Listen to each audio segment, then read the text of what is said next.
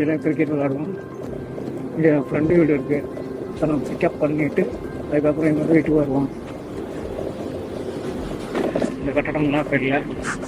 ஏதோ இந்த பக்கம் தான் சைக்கிளில் ரவுண்ட் அடித்து சுற்றிட்டு இருப்போம்.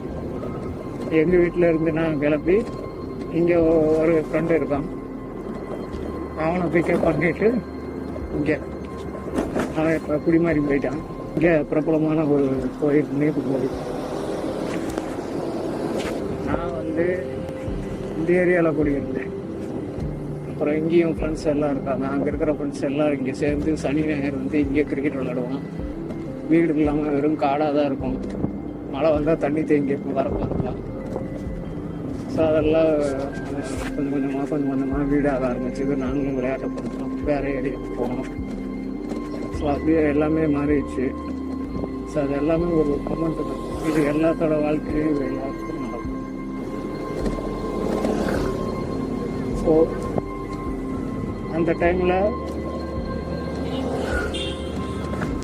டைமில் அந்த மொமெண்ட்டை நம்ம என்ஜாய் பண்ணோம். அந்த மொமெண்ட்டு தான் நமக்கு ஒரு மெமரியாக பதிவாகும். அதை நம்ம இப்போ நான் ஒரு 15 வருஷத்துக்கு அப்புறம் நான் அதை யோசிச்சு பார்க்குறேன், 10 வருஷத்துக்கு அப்புறம் ஒரு யோசிச்சு பார்க்குறோம்.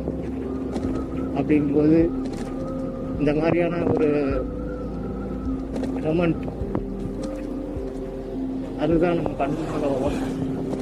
அதே போல் ஃப்ரெண்ட்ஸ் கோயில் இருக்குது, விசிறி சாமியார் யோகி சுரத்குமார் அவருடைய கோவில்.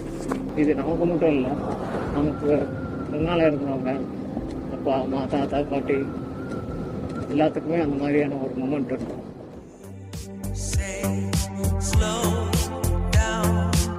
எல்லாத்துக்கும் எல்லாமே ஒரு காரணம் இருக்குது.